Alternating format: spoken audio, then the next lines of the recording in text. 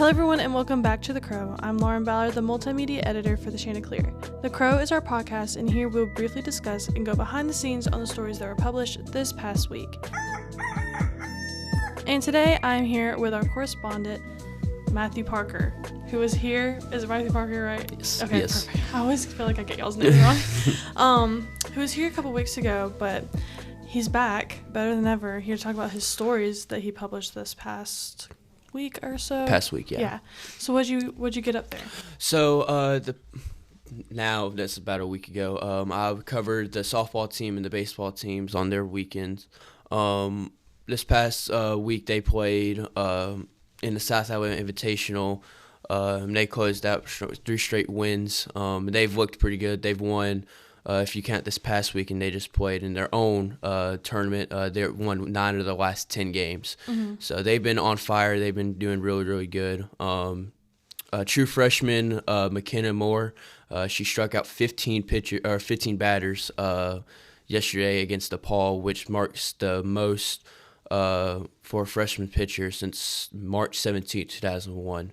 Which is a remarkable feat. So she's been killing it for Coach Borland. So, yeah, softball has been really, really good. And then for the baseball side, they've won 5 straight, dating back from yesterday when they took down Toledo in a crazy game that lasted 4 hours. Oh my gosh! Yeah, it was pretty crazy. You stayed for all of that? Yeah, it was a pretty long game, but they squeezed out a win.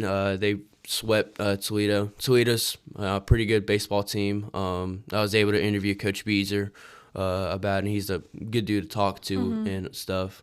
And so, yeah, he's been really, really good. And so, yeah. I think last time when you were on, you had basketball games, right? Or was correct? It was like a little while ago. So, like, what's like the biggest difference between covering the two, and like which one do you like better and why? Honestly, I'm gonna be a little biased because I played baseball in high school, but I think the both of them have they're very unique. Like I like covering baseball because I like watching baseball and just a pure game of baseball. But I also like how fast paced basketball is and how intense it can get because I'm a sports geek, so I like to watch all types of sports. So it doesn't matter. But yeah, I like watching basketball and I like watching baseball. So yeah. So baseball would probably... Baseball, I'd say for sure, yeah. I don't think I've even been to a baseball game or basketball game. Really? Since I've started here. No, I need to go to a basketball one for sure because I'm more into basketball than any other sport. Oh, yeah, absolutely. Yeah, but if they're doing this good, I mean... Gotta check them out. I gotta check them out. Speaking on teams that are doing this good, we were just talking about our bowling team. Yes, the bowling team has been on a tear. Right now on the season, they are 68 wins and 9 losses. They've out of their last 43 matches, we just checked this. They are 42-1. They lost to Wichita State yesterday, and they've been on a tear. Correct me if I'm wrong, but I think they are still number 1 in the bowling rankings. And so yeah, they've been tearing it up, and I'm sure they're looking for revenge to get that national title back in their home field. So yeah, like that's just wild. Like, first of all, I didn't know you could have that many games. I didn't either, honestly. How they do it is they play like 12 to 15 games per tournament. Oh, so okay. yeah, Got you. But yeah, they've been tearing it up, and Coach O'Keefe is doing a terrific job. So So what other sports we got coming up this week? So for this upcoming week, on Tuesday, so today is Monday, we have men's golf. Men's golf is continuing their stuff at the Lake Las Vegas Intercollegiate Reflection Bay in Henderson, Nevada. And then tomorrow, men's golf will be continuing. And then baseball will take on Mississippi Valley State. First pitch is set for 4 p.m. You can be able to watch it on ESPN Plus, or you can find stats on Jax State Sports.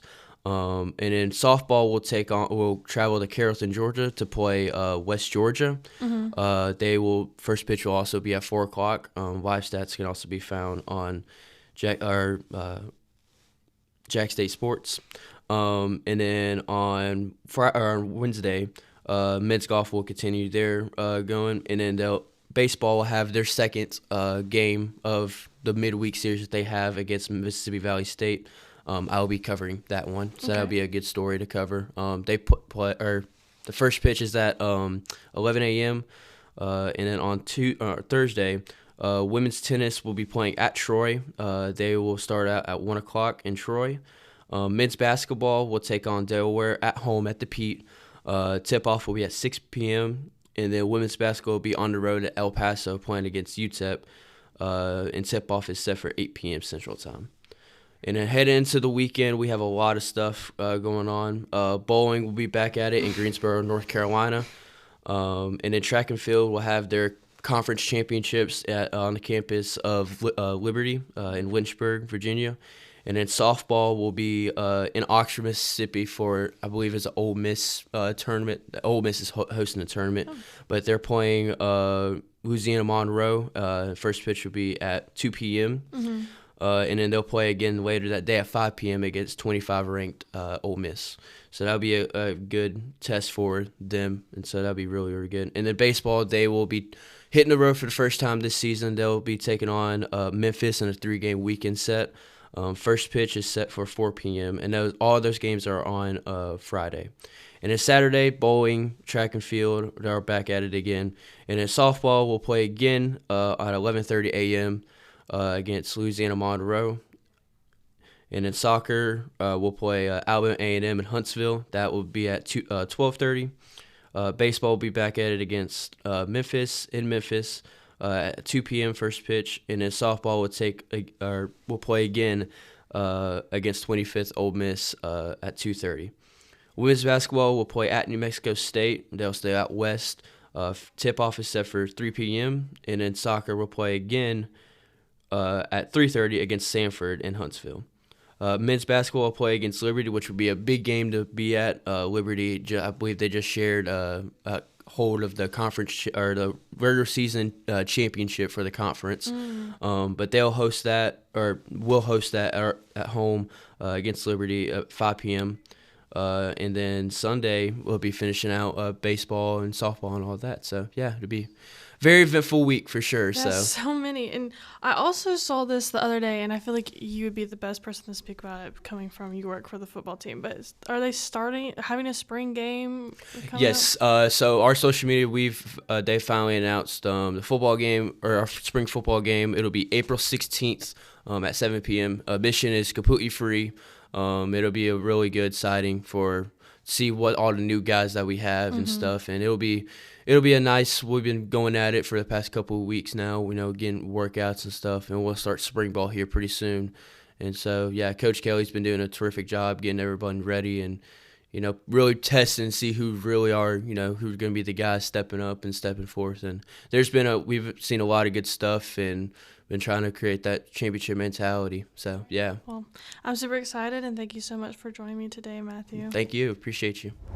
Okay, now I'm here with our correspondent, Hayden Medley, to speak on his stories that he published. He's published a couple, 2 of them being a few of my favorites. Very, very fun, very interesting stories. We've had a lot of those recently.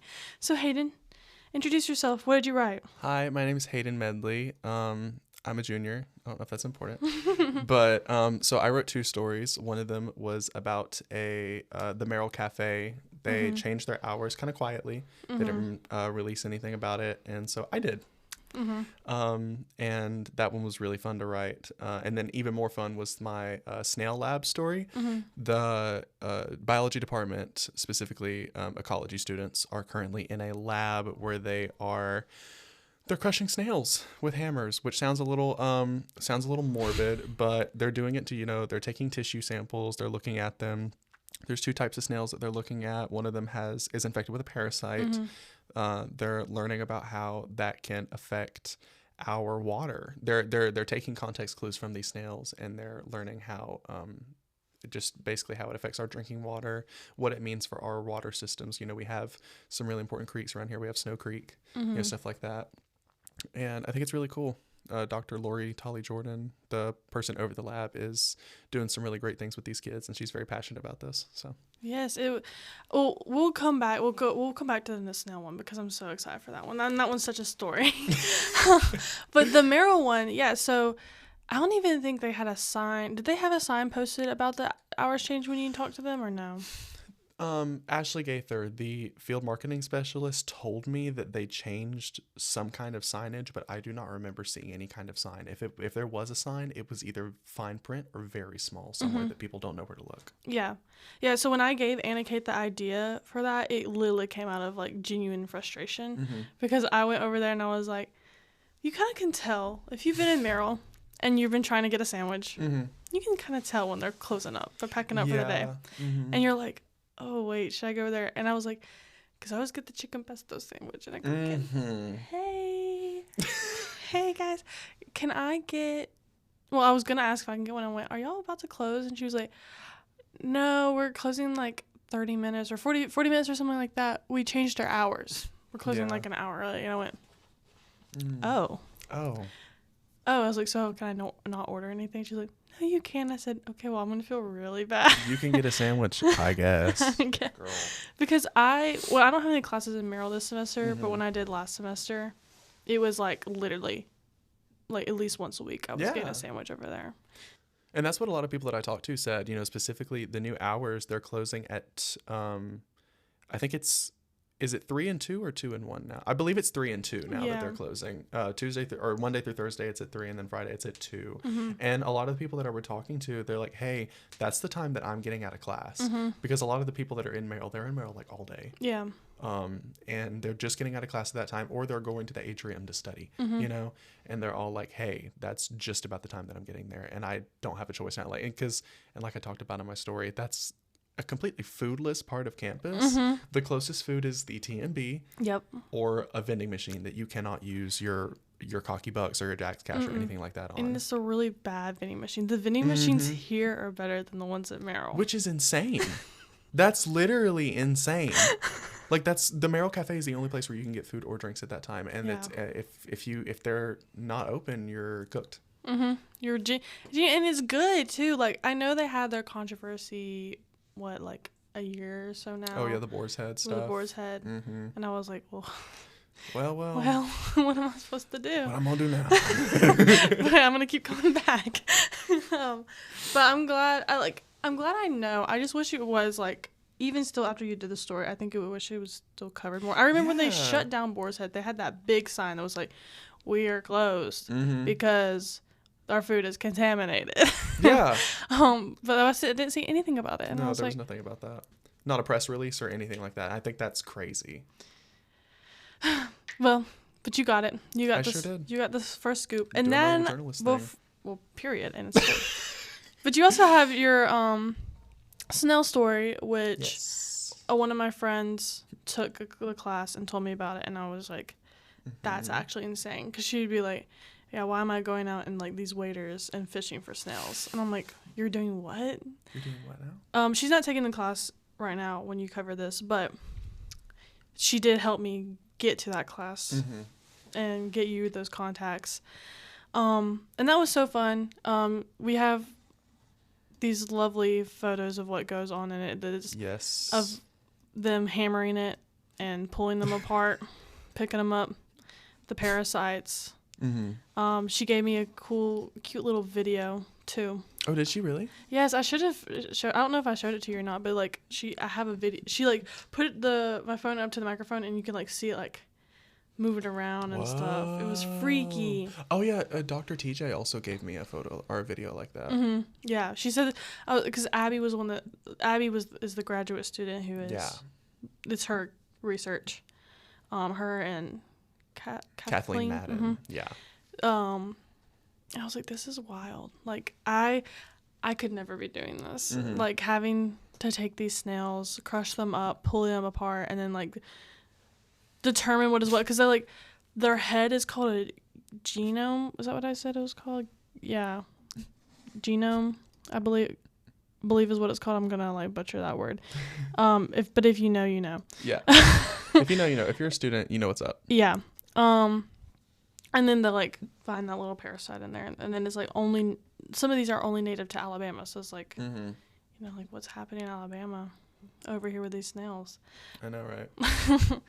But what was your you had a couple I wouldn't say problems, but hurdles. Yeah. So when I first started writing the story, I had a pretty short deadline for it, which I completely understand. You know, we got to get stories out. But unfortunately, the professor and the graduate students' schedules did not line up at all with that deadline. And I kind of thought that, you know, it's a feature-ish story. And so I figured, you know, I could probably get an extension on it. Thank God I did. Even before like the revision process, I was having to rely purely on information given over emails from Dr. TJ, Dr. Lori, Tolly Jordan, and then Abby Reed, the graduate assistant who I talked to, who's, again, her research is informing the procedures of the lab and all that kind of stuff. I was only able to talk over text with her. She wasn't able to call or anything. Like I begged. I was like, please. And, you know, I talked, you told me to talk to Dr. TJ about like, hey, do you have office hours? She wasn't even going to be in her office hours. Like it was a really bad situation. Yeah. So I submitted the first draft of the story. I got a lot more information than I thought I was going to get with what I had. I feel like I did an okay job of, you know, communicating that. But you and wonderful editor-in-chief AnnaKate were like, hey, why don't we go a little bit deeper? And so I did. I was able to schedule an in-person conversation with Dr. TJ, and that ended up being like a 30-minute, 45-minute conversation, something like that, just sitting in her office, chit-chatting about all this cool stuff. Because there was stuff that I knew going into it. I'm just kind of a nerd in general about like Alabama and the Appalachian region overall. And she was talking about how, you know, we have the highest biodiversity in the country. I knew that, but I didn't really understand how much it applied to like regions specifically just this close to us here, really, like in our part of Alabama, because she was talking about like, you know, Snow Creek, and I think it was Johnson Creek is the other one. I could be completely wrong, but like one of the places that they're getting these snails, it's like one of the best places that you can get them in the state. And that's crazy. Like it's just right here, right just here in like Jacksonville. random little small town Alabama. Like hello. But I just learned so much cool information. She showed me around. I wasn't even planning on talking to Abby in person. I was going to talk to her over the phone. But then she brings me to the lab that they're like actively working on some stuff with. Because I actually got to tour 2 labs. But the first one was just like Dr. TJ and Abby's lab. Right. And I believe Kathleen's as well. But Abby was in there. She was working on the snails as I walked in there. And I got to have a really good conversation with her. Even beyond just information for the story, I really got to know Dr. TJ and Abby. Like I got to get along with them very well. I have both of their numbers now. You know, we're still buddies now. And that was, I feel like it's another very fun little journalism experience.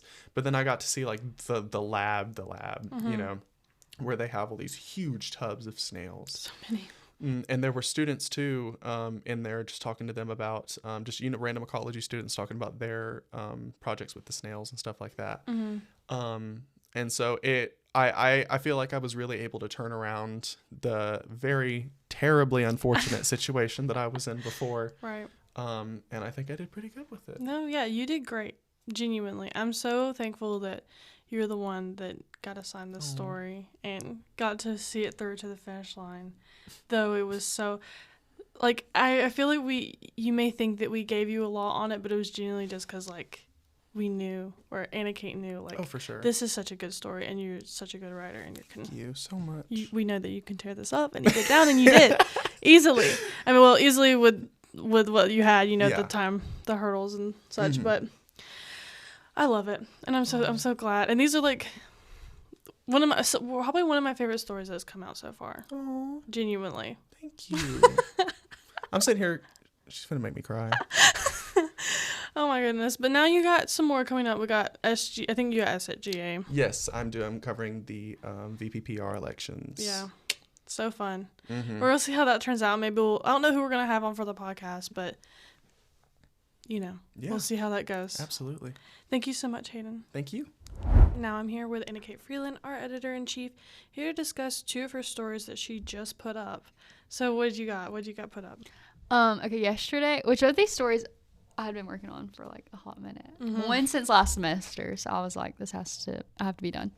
The first, about the new signs. So there have been these huge Jax State signs that just kind of showed up when we came back to school this semester. So I wrote a story about that. It's had been in the works since last fall, and then they obviously didn't get installed until this spring. Just taking time to design them and figure out where they're going to go and get the company to make them. So JSU collaborated with Booster Digital Displays to create the top part of the signs, and then a private construction company to do the bottom concrete. But Booster Digital Displays, I looked into who they are and what they do. They have created a lot of signs, like huge outside, ones with video board on them, and literally any sign you could think of, they have done it, it seems like. But both of those companies are based in Alabama. Oh, okay. Yeah, cool. I know when they were putting it up, I want to say it was after... Oh, did we go on a winter break? Yeah. Yeah. In December. Duh.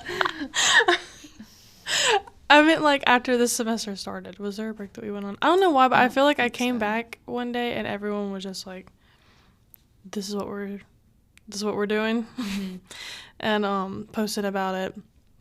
I didn't know they lit up until recently. Yeah, I don't think they turned them on until recently either. Mm-hmm. But they're at the TMB, Merrill, the dining hall, AmFirst, the Coliseum.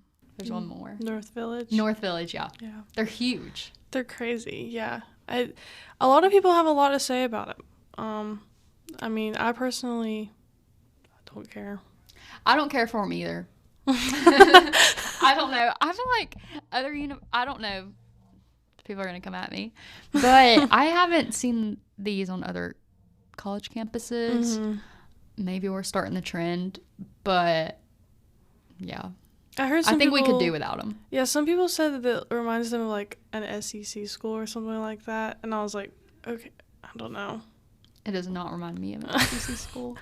Personally, maybe it's the fact that there's 6 of them. I don't know. But anyways, there's so many of them. I'll probably be using it for when we take grad photos, so I'm not. I know. Well, there's not one at Angel, and that's where I plan to do that, but yeah. You could take it at multiple different... Are you not going to take any at Softball here? Yeah, maybe. Anyways, and then after that, you have just put up the one about AmFirst. Yes. Or AmFirst. Yes.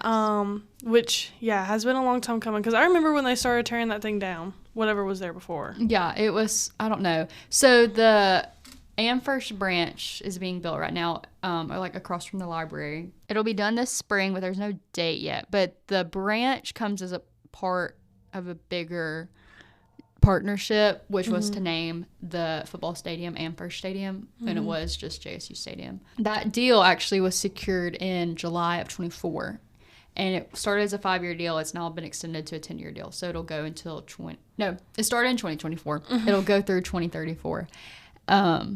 With the naming rights, and then the branch is just a part of the deal. JSU owns that piece of property that they're building it on, but all the construction and cost and everything is up to AmFirst. So yeah, it's a student-focused branch is what they're calling it. It's very interesting. I wonder what will exactly make it student-focused besides it just being on campus, because I use AmFirst. You call it AmFirst? I don't know. I keep forgetting it's AmFirst. I say AmFirst. But I have the card and I use I've been using them since I think when I got mine when I was 16, because at first we were using a different one, but they were really bad.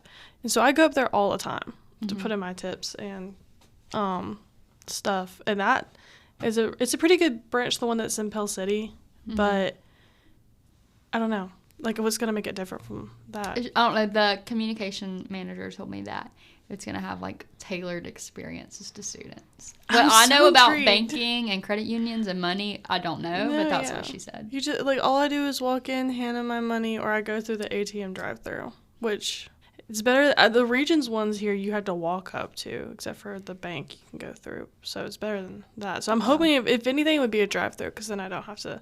I can just go over here. I don't know what it's gonna... We shall look see. At the photos. Maybe we'll... Did you see the pictures? Yeah. On it. I mean, it definitely is gonna be a lot of Jax State branding and stuff. And the doors on it look really nice. They're glass. Yeah. They're glass. Maybe we'll have to cover Everyone know this you're sometime. gonna be at the bank though. Yeah. Like she uses AmFirst. Oh Get my it gosh. right, Lauren. Oh my gosh. Anyways, that was the stories you got this week. And Yes. though it took forever, I'm glad you did. Now we just have to get a housing one up. Oh my gosh. Everyone's asking. Guys, if anybody's listening to this podcast, just know we're trying. Trust. There will be a housing story middle of April. Yes. Anyways, thank you so much, AnnaKate. I appreciate you coming on today. You're welcome. Bye. That's all for The Crow. To stay up to date with JSU news, make sure you check out our website at jsuchanticleer.com and follow us on Facebook, Instagram, and TikTok at JSU Chanticleer.